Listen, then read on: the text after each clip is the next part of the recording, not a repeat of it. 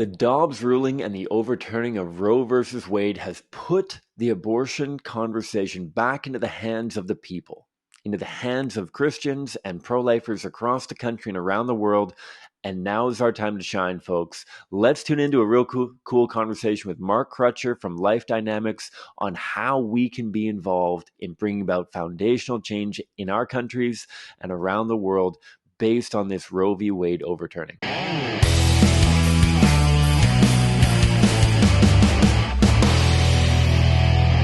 Hi, folks. Welcome to the Pro-Life Guys podcast. My name is Cam. I am the host of the show, and it's a joy to have you along as always. Thanks a ton for tuning in, whether this is your first time tuning in or you've been a long-time follower.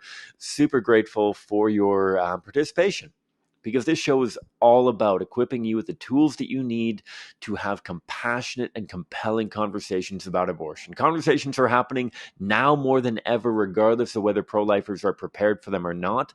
And so why not be prepared for them? That's what the show is all about, giving you apologetics tools on how to navigate the challenging conversations you might be faced with. Abortion can be awkward, it can be uncomfortable to talk about, but it's so vital that we step up to the plate and are ready to have those meaningful conversations. And so that's what we're all about. I hope that you have learned something from the show before, and I'm excited to continue this little series that we're on right now, getting the thoughts on the aftermath of the overturning of Roe versus Wade. We talked to Father Frank Pavone. We're talking with a guy named Mark Crutcher today. He's been on the show before. He's a great friend of the program. Super cool guy. He's the director, president, head honcho. I don't know exactly his title. He leads Life Dynamics Incorporated in the States. He has been a pioneer when it comes to undercover pro-life journalism. You think of David Daleiden and Lila Rose.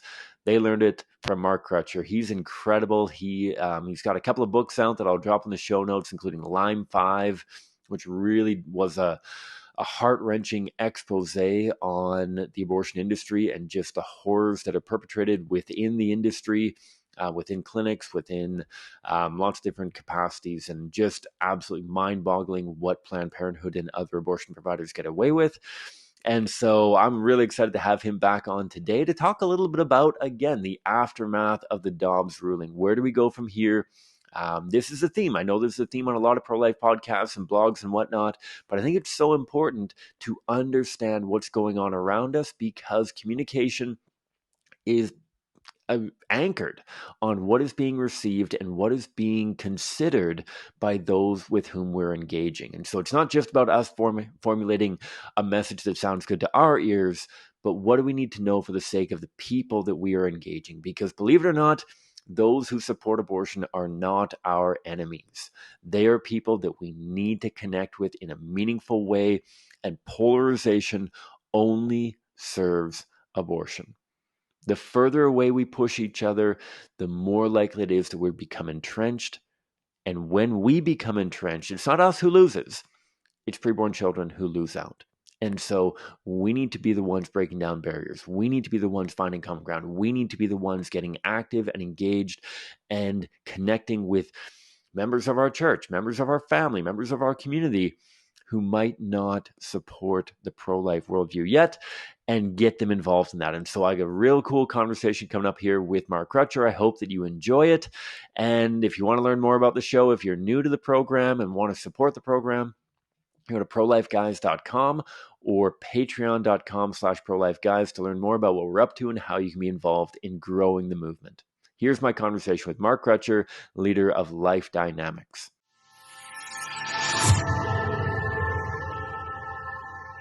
All right, folks. Mark Crutcher, thanks so much for taking the time to join us. How is life in abortion-free Texas right now? Or close to Texas? Well, it's better than it's been in many years, that's for certain. And I think it's going to get even better. The Attorney General of Texas on Friday morning, when the decision was announced, he made it clear that abortion was now illegal in Texas, and that they would be enforcing the law. And then he gave his whole staff, in celebration, he gave his whole staff the day off, and they declared that that date life-saving date for the state of Texas or something every year. They're supposedly going to celebrate that. So It's pretty neat. That is fantastic. I'm sure this is a day that has been maybe not marked on the calendar, but looked forward to certainly by the fine folks at Life Dynamics. Maybe walk me through. What was this something that you? So I'm sure that you guys probably saw the leaked initial court documents and whatnot. Was this something Right. that you guys were expecting to be exactly as delivered? Was it something that you guys were cautiously optimistic about, or were you anticipating or worried about a complete change from the leaked documents, I guess? My thought was that once the document was leaked, and I still think they need to get to the bottom of that and prosecute whoever was responsible for it. But once the document was leaked, I don't think the Supreme Court could back up at that point. I think that the pro-aborts engineered this. I think the Democrat Party in America was behind the whole leak thing. And I think it backfired on them. I think they anticipated that there'd be such a groundswell against it that the Supreme Court would change their mind. But I think what actually happened was, first off, there wasn't a groundswell against it. And secondly, they kind of locked the Supreme Court in. They couldn't back down then. And so I think that, a lot of times we've seen this as a history of the pro-abortion side, is that they don't always think about the subsequent consequences of one of their actions. And this was a good example of that, I think. Yeah, absolutely. And so walk me through what Friday looked for you guys. I don't know if you guys had this marked as the day that the opinion was going to come out. Was it something that you guys were waiting with bated breath? Was it a little bit caught off guard with it coming out on Friday? Or what did Friday look like for you guys at Life Dynamics? No, we talked about it in the morning in our morning staff meeting, and everyone agreed that was probably going to be the day because others' decisions were coming down, and it just looked like Friday was going to be the day they were going to come down with it. And of course, we were hoping that we would get exactly what we did get. We didn't know that was going to be the case, but we were certainly hoping that that's what we would get, and we did. And now we go forward. Love it. Love it. And let's start talking about what happens going forward. I think that this is something that not only a lot of American leaders have talked about, but American pro-life leaders, global pro-life leaders, that this is certainly a huge victory worth celebrating, but there's a lot of work to be done. What does the future look like for Life Dynamic and the American pro-life movement? And maybe we'll talk about the global pro-life movement later, but does anything change Monday after Roe v. Wade falls for Life Dynamics, or is it kind of business as usual? What does this look like going forward for you guys? Well, no, it's not business as usual. We've now entered phase 2 of the effort to protect the unborn. Phase 1 is over, and we won phase 1 when we were told for the last almost 50 years that we had no chance of it. I can't tell you the number of times I've been at this over 35 years full time myself. I cannot tell you the thousands of times I've been told that I was crazy, that Roe would never fall, that this was permanent, it was forever. And I can't tell you the number of times people, pro-aborts, would tell me, look, it's legal, just get over it and move on, get on with your life. Well, here we are. So now I'm going to tell you it's not constitutional anymore. Get on with your life and get over it. That's where we are. And so now what happens is that the battle goes from the federal level to the state level. Each state is going to be allowed to determine their own abortion policy. So there'll be a lot of states that'll be like Texas and a lot of other states that'll be off the chart now. We don't need to worry about them. They will have total bans on abortion, or almost total bans on abortion. And we can start focusing in on the states where that's not the case. And there's going to be a lot of things. I think if you were having this conversation a year from now, and maybe we will have a conversation a year from now, and say what's unique, what do we not anticipate to happen during this past year after Roe was reversed. And there's going to be things that happen that we can't predict right now, just like there's been things in the past phase 1 that happened that we couldn't have predicted. But what we do predict is pretty vicious battles in these states, and especially you have completely godless environments like California and New York, Washington State, Oregon, Colorado, a lot of these states. They're going to try to set up, and they're already doing it, setting up cottage industries in abortion. They're openly saying, we want to welcome you. Come to California, come to wherever, and have your abortions here. California even has a proposal right now. I don't know if it'll pass or not, but there's a proposal in their legislature for California taxpayers to pay the travel expenses and the abortion costs for women that want to come from other states. So if a woman wanted to come from Texas to have her baby killed in California, they'll pay for her airfare, they'll pay for her hotel room, and they'll pay for the abortion and bring her back home free.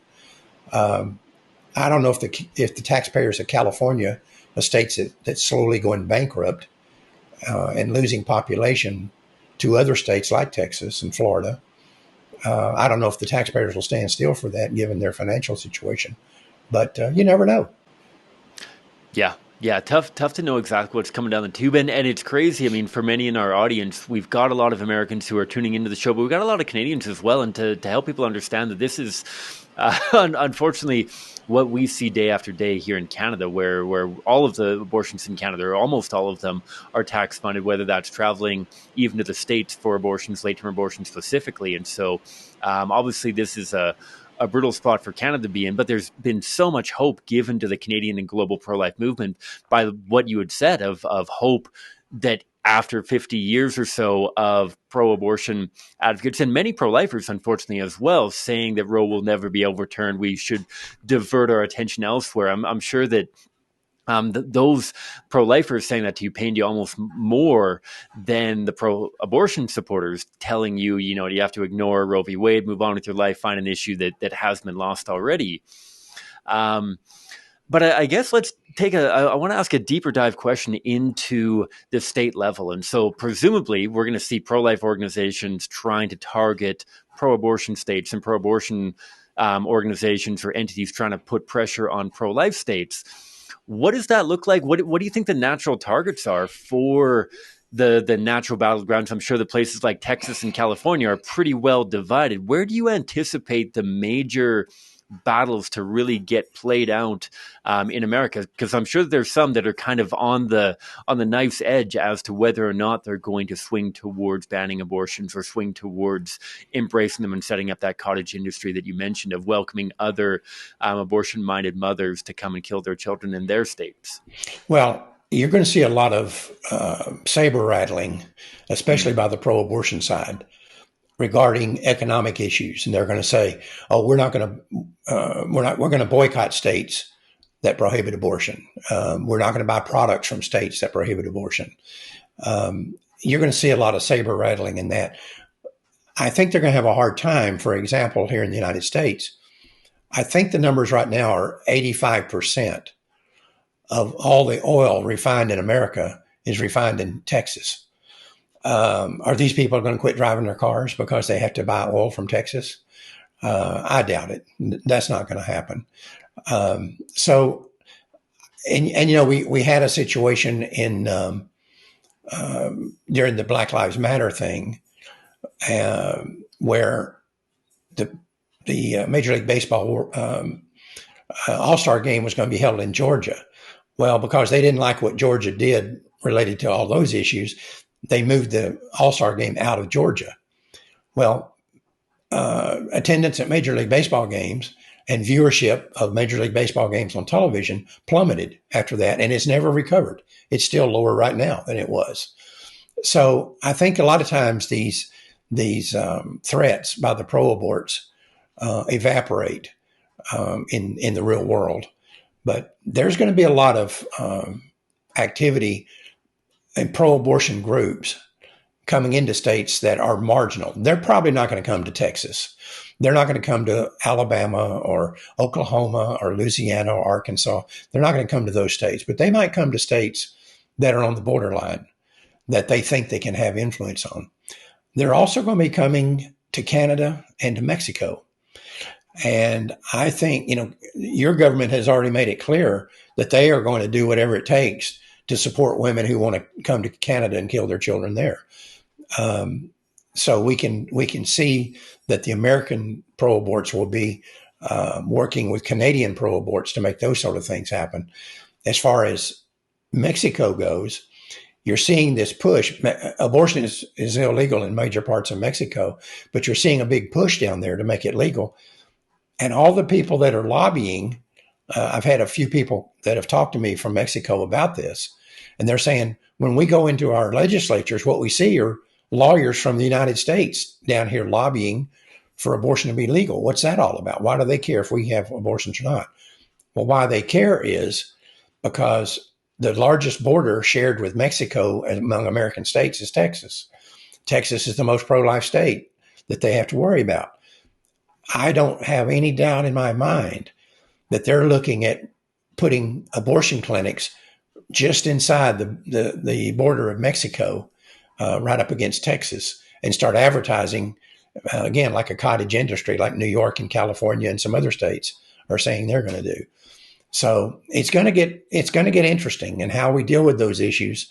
I don't know. It depends on how what issue comes up and how it's couched. But you can bet that the pro-aborts are going to be very innovative when it comes to looking for new ways to kill these babies. Yeah, absolutely. I spoke recently at our March for Life here in Edmonton, Alberta, the provincial capital of the province that I live in. And a lot of the message was, we are waiting with bated breath for the overturning of Roe v. Wade, but we need to be prepared for it, because Canada, like you mentioned, is going to be a sanctuary place, and work is going to get a lot different and a lot harder in some ways in Canada as we help people understand why abortion is not an appropriate solution to whatever a mom or a dad might be going through. And I guess as crazy as this sounds, for guys like us who work full-time in the movement, who live and breathe what's going on in this realm, there's already people that I see posting on social media, or we've talked to on street corners and on doorsteps, who are, what is even happening? I know nothing about abortion. This has been put on my radar. I have religion, politics are things that I don't want to talk about, and so I haven't engaged on the abortion issue at all. I'm sure there probably aren't many people in America that are thinking about this for the first time, but they might be thinking about this seriously for the first time. What kind of opportunity does that give to the pro-life movement, especially with the undercover and expose work that you guys have done at Life Dynamics, and the anchoring components of exposing the abortion industry and abortion itself? Do you see this as an opportunity to leverage people's kind of awakening on the issue, if I dare to use that term, or what do you see as the opportunity that lies before the pro-life movement with this overturning with regards to the educational component of the abortion issue? Well, that's definitely going to be an issue, is education. And but what the main thing you have to understand is that the ability to educate the American people, or in your case, the Canadian people, but here, educate the American people about the realities of abortion, takes on a whole new meaning now. Because before, you could make an argument before Roe versus Wade was overturned. And I've had people make this argument to me. I've had pro-aborts make this argument to me in debates that I've been in.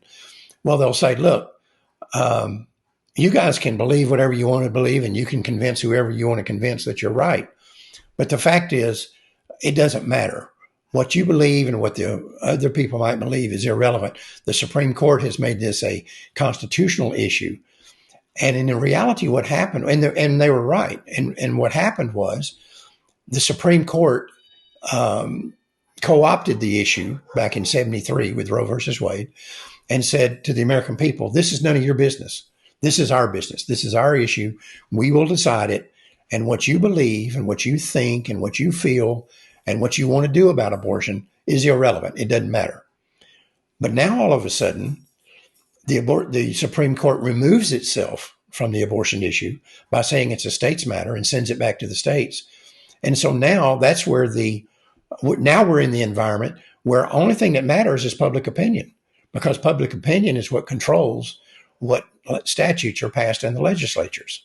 So it totally 180 degrees. We went from the Supreme Court is all that matters and public opinion doesn't matter at all, to the Supreme Court doesn't matter and public opinion is all that matters. And so it's our ability to influence the public on the abortion issue is now exponentially more important than it ever has been. And we need to realize that, and that the strategies that we used to get to where we are today won't necessarily get us to where we want to be tomorrow. And so we have to kind of reevaluate things. And here at Life Dynamics, we're working on a new project called Operation Homefront, in which we're going to show the average, everyday, ordinary pro-lifer who's been shut out of this issue now for almost 50 years. Now, and point out to them, your voice is the only one that matters. And here's what you can do in your local community to end abortion. This issue, I can't speak to Canada, but I can certainly speak to this issue as it regards the United States. And I can tell you that this issue is going to be won state by state, city by city, block by block, or it's not going to be won at all. We're going to win it in our local communities. You know, there's no saying all politics is local. This is a classic example of that concept. All politics is local. And so we're going to have to start working in our local communities. If we make our local communities pro-life, the national, federal scene will take care of itself. Mm-hmm.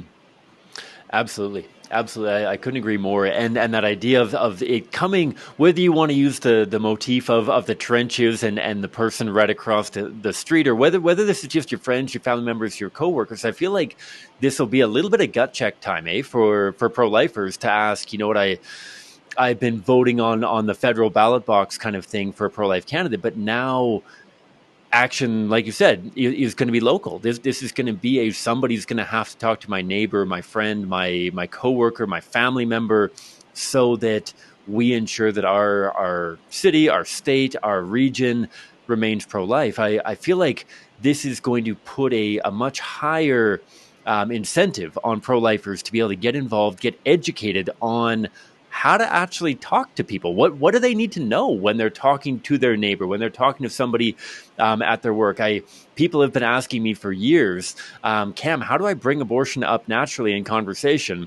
And I feel like we're not going to have to worry about that, especially in America for quite a while, especially in these next couple of weeks here, because it's going to be coming up on their own, because people are going to be reading headlines and everything. And so if you were going to give listeners a couple of talking points on what they need to know and what they need to be able to convey to their pro-choice or apathetic coworker, friend, neighbor, whatever, what would your top, you need to know this, you need to be able to convey this to somebody in your sphere of influence, what would those items be? Well, what I think one of the things that happens is you hear this all the time, and we heard it a bunch this last weekend. Oh, this is a complicated issue. It's not a complicated issue. It's a very simple issue. If the unborn child is a living human being, and all the science and all the biology says they are living human beings, you can't kill them. And because morally, if they're living human beings, they're no different than a 5-year-old. So if an issue that you're using or a argument that you're using to justify abortion wouldn't justify killing a 5-year-old, then the argument is no good. You've got to tell me why an argument that you're using to justify killing an unborn baby would not justify killing a 3-year-old, or you're going to have to show me how a 3-year-old and a 5-year-old are different if they're both living human beings, which the biology says they are. So it's not really a complicated issue. The pro-aborts like to make it complicated. And one of the things that we're doing, I said we're developing a thing to show people how to become pro-life in their local communities and what they can do about it there. But one of them is new rhetoric. And what we're doing is I've gone back, I have written millions of words of rhetoric on this issue over the years. And we've published books. I've got 2 books out right now on how to argue the pro-life movement. And we're having to revisit all of that because the times have changed now. The arguments have to be shorter. What we now know is that people's attention spans are very short. We live in a kind of bumper sticker mentality. And if you can't make an argument in 30 seconds or a minute, then people aren't going to listen to you. And you can see that, for example, in commercials on television. It was not uncommon when I was a kid for commercials to be 2 or 3 minutes long. I can remember Chevrolet commercials that were 3 minutes long. Nowadays, they're selling cars using 5-second commercials. Honda has a new series of 5-second commercials out right now selling $40,000 cars because they've discovered that people's attention spans are short. They're not conceptual thinkers. And so you have to reach them at a very basic level. And so we're taking all of the pro-abortion arguments, and we're going to have about 300 different examples. And we're going to be taping these and putting them out on the internet and putting them out for radio stations. 300 different arguments destroying the pro-abortion side and pushing the pro-life side. And all of them are less than a minute long, because that's what we have to do. We cannot get into these long diatribes like we used to get into. I can remember over 35 years ago when I first got into this, when I first got into it full time, and I'd be doing debates, you'd sometimes have arguments on one side to one issue that lasted 5 to 10 minutes. You don't get that anymore. You don't have that option anymore. So we've got to make these arguments succinct and short, and to show the absolute idiocy of almost every pro-choice argument that's out there. Absolutely. I can't wait to see that series. And I think that, like you said, the tightening up is so valuable. And that's why we actually have a policy within CCPR that all of our speakers, whoever's teaching apologetics, has to regularly be having conversations on street corners and on doorsteps, because you can wind this wonderful analogy that takes you 8 minutes to unpack. But that's not going to work with anyone when you're sitting across the lunchroom table or talking to somebody on a street corner. They're not going to stick around long enough to listen to you. I mean, not to throw too much shade towards a cabin in the woods kind of thing, but we need to tighten things up so that people can get the essence of the pro-life worldview and how, like you said, asinine the pro-abortion arguments often are. I cannot wait to see that video series. Well, let me give you an example of that, what I'm talking about. And this is timely because you're seeing it on television every few minutes now. The coat hanger, right?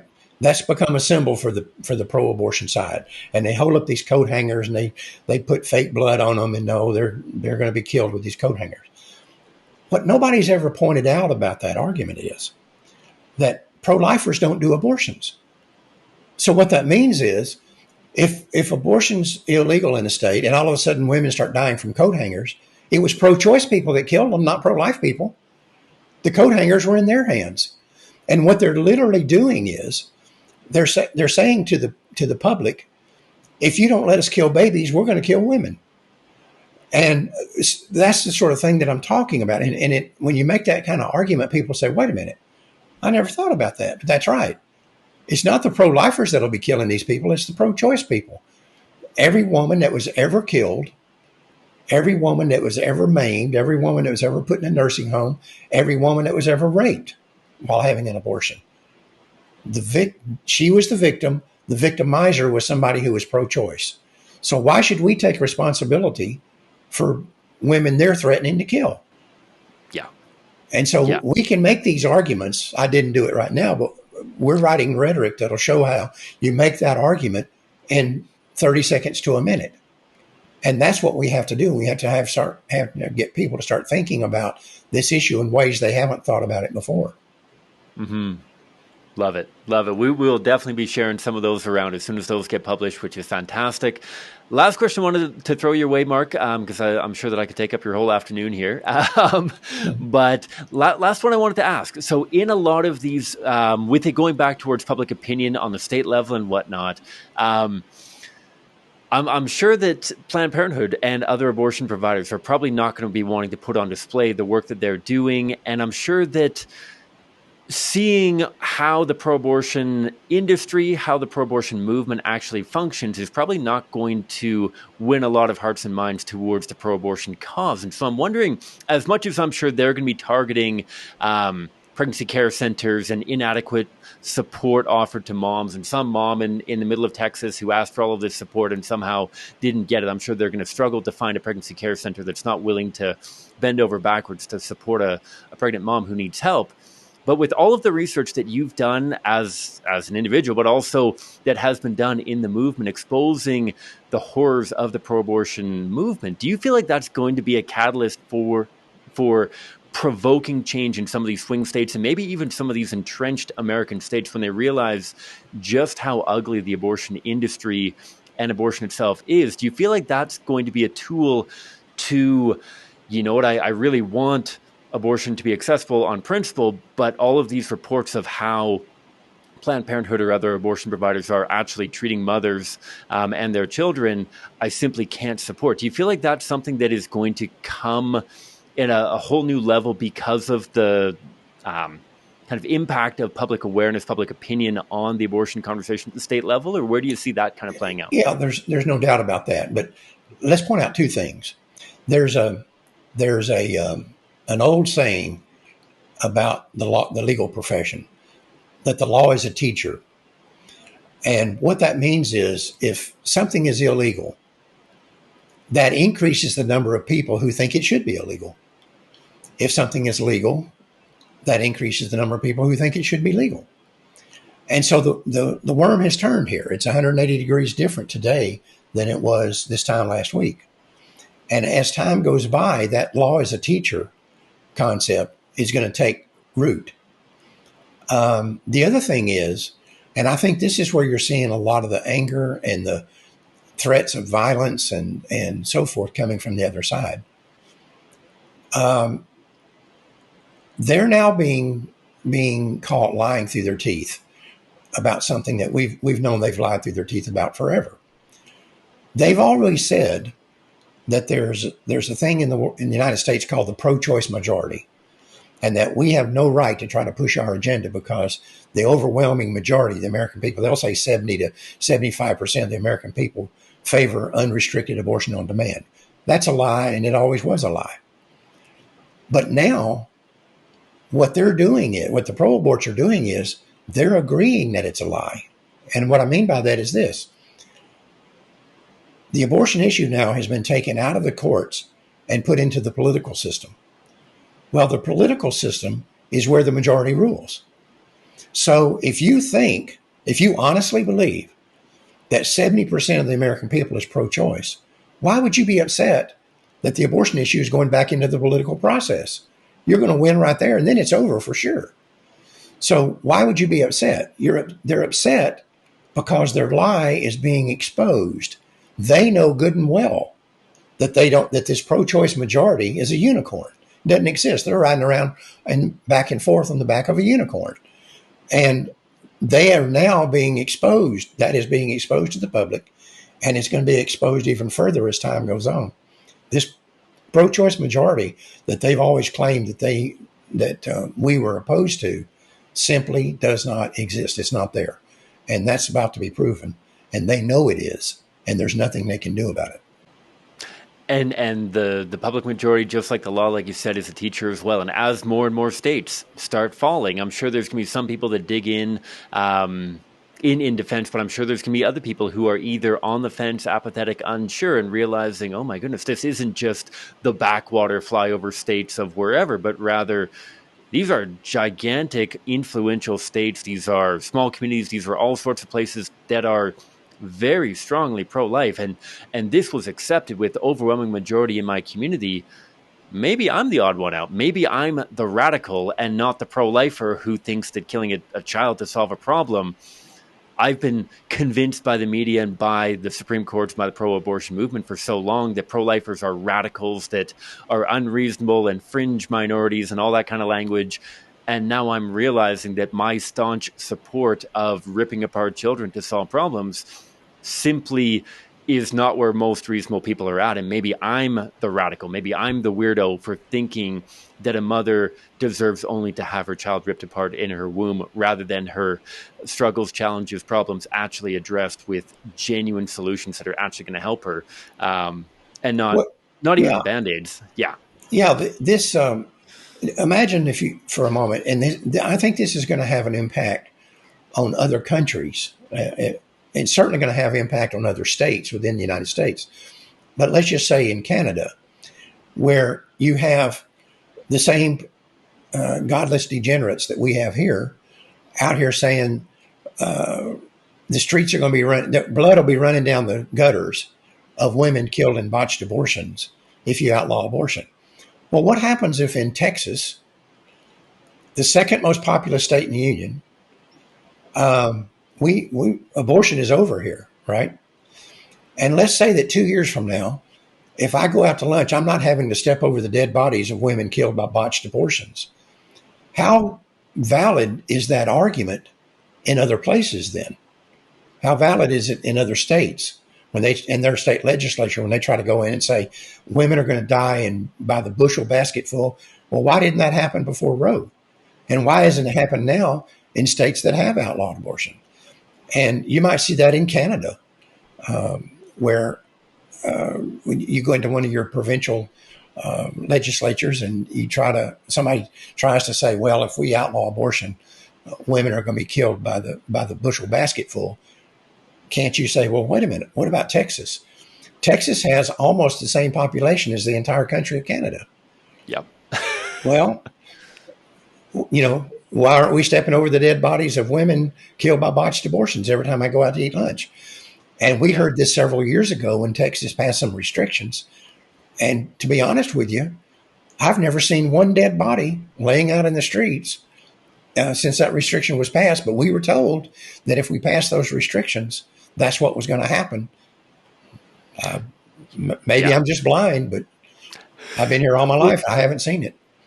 Yeah. And that's the thing. And without a doubt that if it happened, even if it wasn't on the street that you're going to lunch over, like if it happened anywhere, it would be front page news on every single newspaper out there, which is mind-boggling, right? I mean, the same thing, we've been having it for bubble zones and whatnot, for people apparently harassing people going into abortion facilities. And for a fact that if ever there was video footage of a pro-lifer harassing a pro-abortion person or a mom going in to have an abortion, that would be everywhere on social media, everywhere on the internet, everywhere.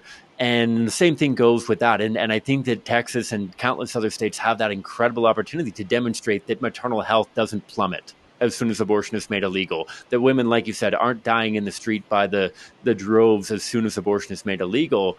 And that you can actually have a very high-functioning and a superiorly high-functioning society in which abortion is not actually being performed week after week. I'm sure there's going to be, I know that Bernard Nathanson has since become a pro-life hero and whatnot, but I'm sure there's going to be many who are going to quote faulty statistics. The pro-abortion movement, like you've mentioned, has made a business and career out of lying. I'm sure there's going to be reports as to how many mothers are dying from abortions. But like you said, as soon as the evidence comes out, you have that rebuttal right away that the pro-life movement didn't kill that woman any more than they killed that child. And so I think that there's an incredible opportunity for states like Texas and others to demonstrate to the world that abortion is not necessary for mothers to survive, for good maternal health care, for support of families and all that kind of thing. And so very, very cool. I guarantee you the pro-aborts are going to really stretch this thing out. It's almost inevitable. Let's say that a woman is in Texas. She wants to kill her baby. She can't. One of these networks says, well, we're going to give you this name of an abortion mill in Colorado where you can go and have your baby killed there. And so she gets in her car and she's here in Dallas-Fort Worth area or whatever, and she starts driving and she gets in a car wreck. And let's say she's killed, unfortunately. Her name is going to be a household name within 24 hours. And the pro-aborts are going to make a big thing and say, well, this is an example of a woman who, because she had to travel outside Texas, lost her life. And this wouldn't have happened had she been able to get an abortion in her community. It wouldn't happen if she had chosen not to kill her baby. Where is the responsibility of the person who made the decision? And, again, back to this deal of women dying in botched abortions.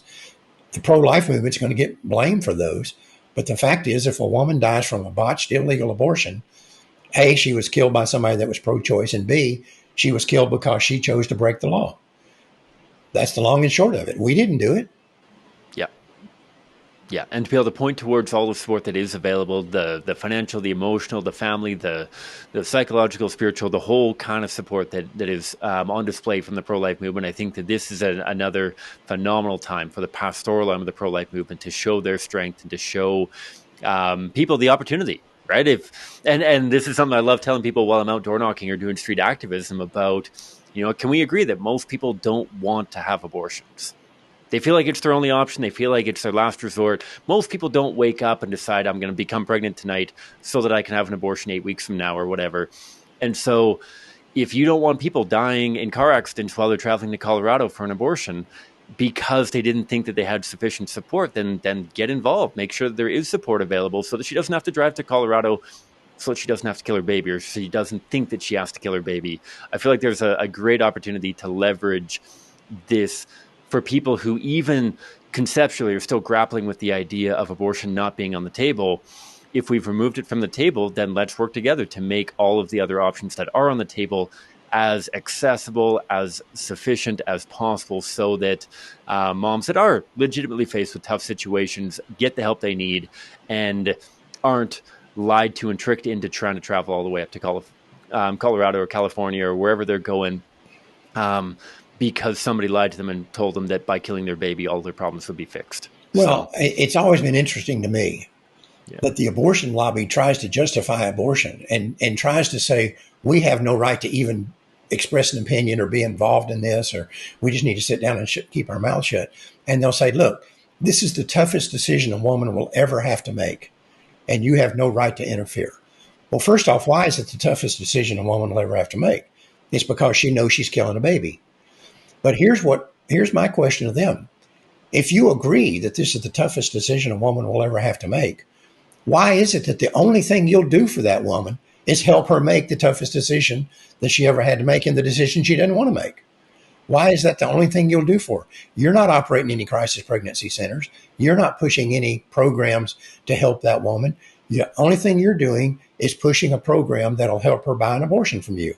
And so how does that make you the pro-woman side of this argument? Yeah, probably load her up with contraception on her way out as well, so that she's coming right back in a year later. So, right. No, absolutely.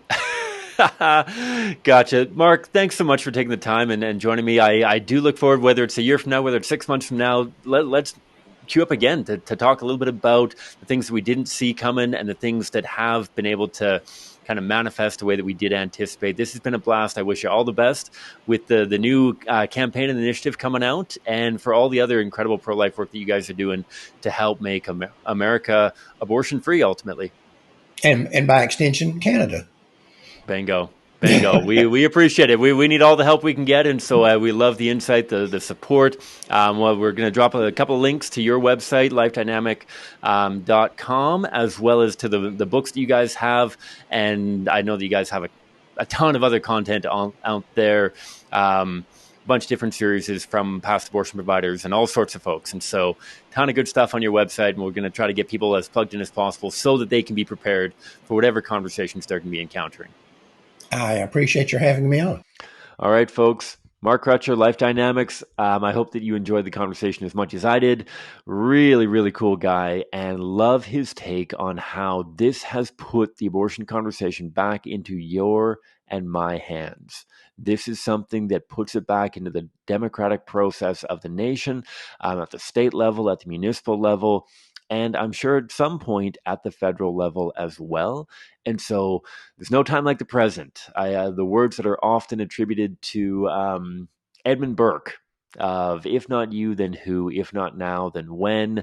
Now's the time to make hay, folks. Now is the time to engage friends and family in compassionate, compelling conversations about abortion, because as Mark laid out, this is something that's going to be a tug of war at the state level, trying to help people vote in the right direction. It's not just about political ends. This is about education. This is about providing pastoral support as well. And yet we have a beautiful opportunity through those two ends to highlight the pastoral support that is available through the education that we're doing on street corners and on doorsteps with groups like CCPR and countless other groups. It's not just a conversation that's happening in America. It's happening around the world. For those tuning in on YouTube, you can see that I got a weird background right now. I am in the basement of a host home in North Vancouver, British Columbia. We're doing a bunch of pro-life outreach in the Vancouver area right now. It's a blast to connect with these wonderful folks out here as hosts, as volunteers. I'm doing a training tonight in North Vancouver, time of recording, about how to have compassionate, compelling conversations about abortion. You can see a similar presentation on our YouTube channel, I believe, Pro-Life Guys Podcast on YouTube. But it's been really cool. And now is the time for us to make hay. Like I said, now we have to be the ones who are prepared for this because the conversations are happening, whether we want to be a part of them or not. And if pro-life people are not a part of them, then pro-life people are going to get pushed to the sidelines, and we are not going to be as effective as we need to be. We need to be more engaging. We need to be more compelling. We need to be more compassionate. That's something that I'm striving for day in and day out. Um, God is good in blessing the conversations that I'm having. Just yesterday, I was in downtown Vancouver. I talked to 8 people in the span of an hour on the corner of Robson and Burrard, one of the busiest intersections in Vancouver. Talked to 8 folks. 5 of them became fully pro-life within the span of a conversation by God's grace. A couple of them took pamphlets to learn more about how they can get involved in the pro-life movement. This is not something that only the elite of the pro-life movement can do. As you've heard from the podcast, I am not an elite human being in any stretch of the imagination. I just got an awful lot of experience, and I want to give that experience to you. And so if you have topics that you want to learn about, you have topics that you want episodes on, we have cool guests coming up. We've got Josh Brahm coming out here relatively shortly. We've got other folks coming. I've got a few lined up from people who have actually reached out to me, which is really cool. I've got a rep from Future Medical Professionals of America, I believe, as well as a sidewalk counseling group coming in here, because whatever pro-life ministry you're a part of, whether you're doing stuff like I am on street corners and on doorsteps showing the reality of what abortion does to preborn children as the evidence that abortion kills weak and vulnerable children, and engaging them in conversation, whether you're a sidewalk counselor, whether you're somebody who is praying outside of abortion facilities, whether you are praying in your home community, whether you're simply talking to your friends and family about abortion when it comes up. It is so vital that you have the tools that you need to be able to leave a lasting impression and the pro-life worldview that we cannot solve these very real problems by killing innocent humans. That's something we need to be able to convey and communicate. And so I hope that you've enjoyed the conversation with Mark Crutcher today. I hope that you tune in again next week for the conversation I'm having then. And I hope that you have a great rest of your day, however long is left in it.